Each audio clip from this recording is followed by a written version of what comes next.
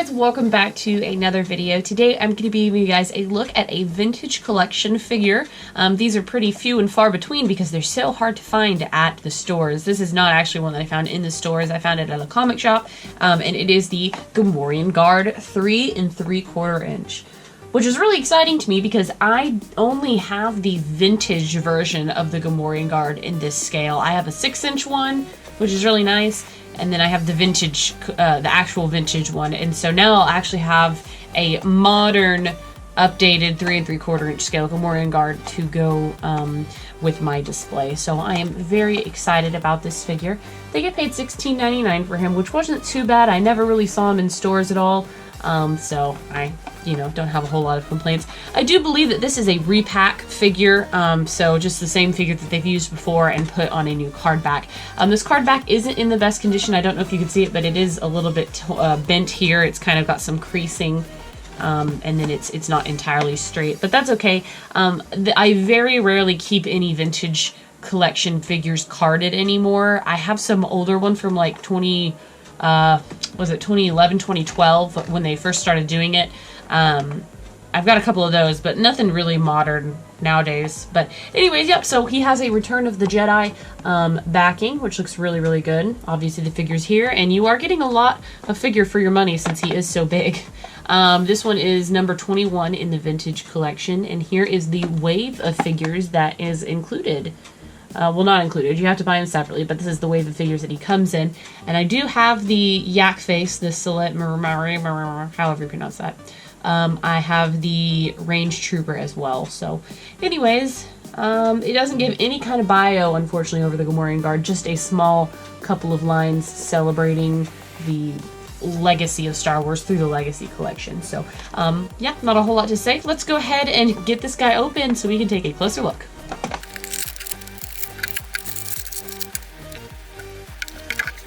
Alright, so here's the Gamorrean Guard out of package, and before we get to him, I do want to show the accessories. So, to my surprise, he came with 3 accessories, which is really nice, and I think maybe part of the reason they did this is so that you could army build a couple of different Gamorrean Guards, since they virtually are identical, and give them different weapons so that you have more than one. So I do like that idea. It would have been fantastic if these guys actually had some sort of release in the normal, like, Walmarts and Targets, but these guys are so hard to find. Never saw one, like I said. So there is that. But this, I think, is probably the most iconic weapon.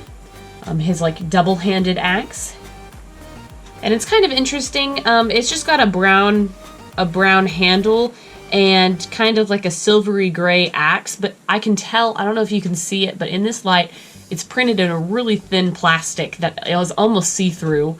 Towards the thinner side. You can definitely see the light going through it, which I don't really like. I mean, they've just printed it so thin that it's almost translucent and removes the effect of it looking like steel or some kind of metal. It looks like he has some sort of electro staff or something another, again with a brown handle and a metal top. This one does, to me, look like it might like electrify, and it also looks kind of sharp. You've got a little strap here that he can hold on to. Even in the strap, I mean, from this angle I can see it's like almost clear. So it was all painted in the same silvery color, and then the brown was painted around it. And I don't know if you can tell, but they did not do a good job painting that brown on, because it definitely has lots of missed areas where it's still gray. Not very good at all. I'm not a big fan of that look. It looks poorly done, in my opinion. And then he has a more traditional single-handed axe, which is probably still a two-handed axe. It's just a smaller blade. And again, with the somewhat like translucent plastic, you can definitely see the darker silver go onto this almost like a semi-translucent white. Like, you can probably see my finger through it. I can see it on my side at least, so I'm not a big fan of that at all. I kind of wish they had printed the weapons thicker. But it does have some wear on the edge that looks kind of like a used axe. I mean, at least they did put that detail in there, but I don't know. And here's the Gamorrean Guard. He's been in the package for so long that the hair on his skirt is like kind of pushed away. It's like pushed up and in every direction. I don't know if I'll be able to... Oh, it's starting to go down. It was really bad right when I first opened it, but I really like these figures because they are so fluffy. He does come with a little helmet, but unfortunately it just falls off. There's nothing that makes it stay on. But it does have some good detailing. You've got some nice little metal bits. And then the kind of, I guess, leather hood.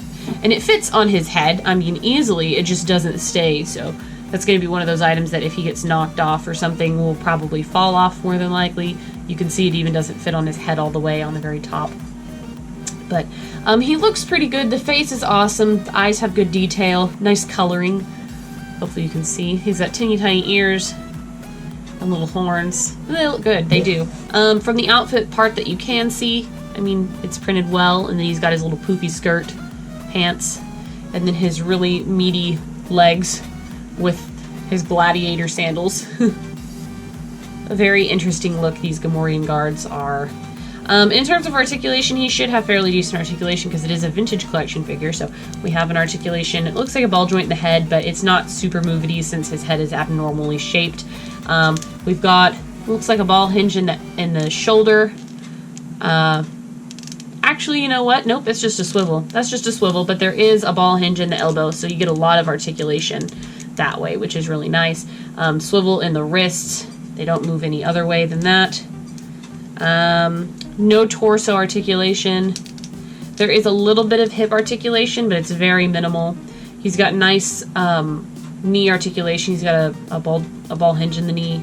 And then his ankles, they are on a ball hinge, but they mostly move side to side. The up and down motion is just very minuscule. Overall, he stands pretty well. I removed the helmet because it kept falling off. But other than, I do have a complaint about the weapons looking too thin.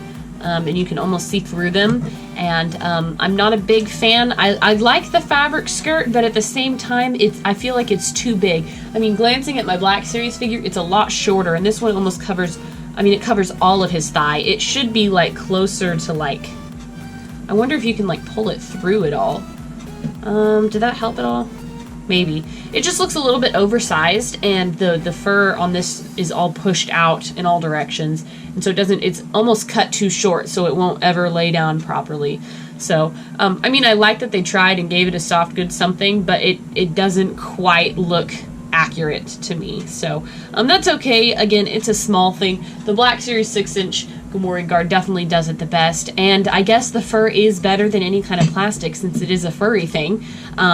But yeah, overall, the figure is very good. I'm not a big fan of the furry skirt, and I'm not a big fan of the weapons, but I don't have a lot of room to complain because this is the first modern Gamorrean guard for my 3 3/4 inch figure scale. So anyways, guys, let me know what you think about this guy in the comments below. And as always, thank you so much for watching, and until next time, I will see you guys later. Bye.